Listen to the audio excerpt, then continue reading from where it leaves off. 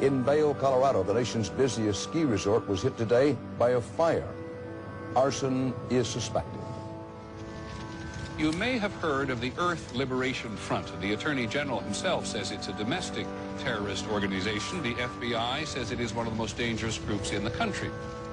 The E.L.F. has claimed responsibility for more than 24 major acts of eco-terrorism since 1996. Fire bombings include attacks on lumber mills, wild horse corrals, and 2 meat-packing plants. So far, not one of the cases has ever been solved, and authorities acknowledge they know next to nothing about the membership or the leadership of the organization.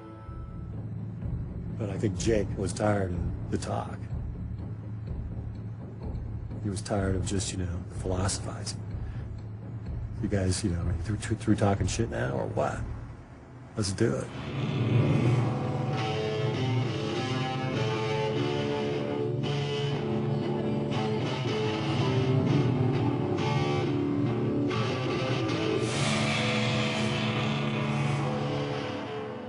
I'm okay with cutting down trees. I just don't have an issue with it. But I'm not okay with cutting them all down. The industry tends to call the environmentalists radical. The reality is that 95% of the standing native forests in the United States have been cut down. It's not radical to try and save the last 5%. What's radical is logging 95%. This is radical. In one night, they had accomplished what years of letter writing and picketing had never been able to do. Take initiative, form your own cell, and do what needs to be done to protect all life on this planet. These corporations exist to make money. All of a sudden, they're losing money, so they have to reassess their activities.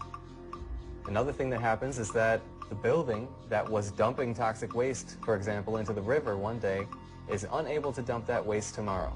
The E.L.F. Liberation Front is turning up the heat again, igniting devastating blazes all across the country. A biology lab at the University of Minnesota, Bloomington, Indiana, New York's Long Island.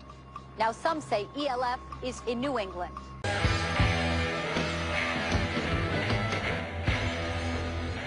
Vandalism is vandalism. Destruction is destruction, whether it's of lives or property. It's not acceptable. What do you think of the Boston Tea Party? I thought it was wonderful. We didn't really look like what you think we would look like. I mean, if you saw people walking down the street, you would never think that's the E.L.F. But we take spray paint. Myself and another person go out to the shed, and I write E.L.F. on one side in like pretty huge letters, and the other person writes, "You cannot control what is wild."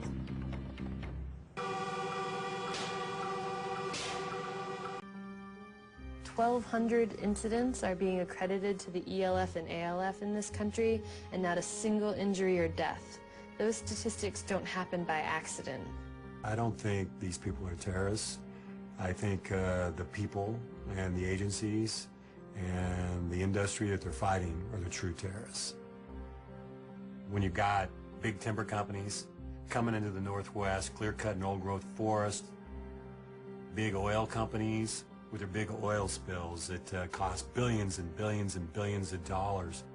You don't see the FBI raiding these executives' homes or anything like that. They aren't being threatened with life in prison. It's like when you're screaming at the top of your lungs and like no one hears you. Like, what the hell are you supposed to say? You know? What are you supposed to do?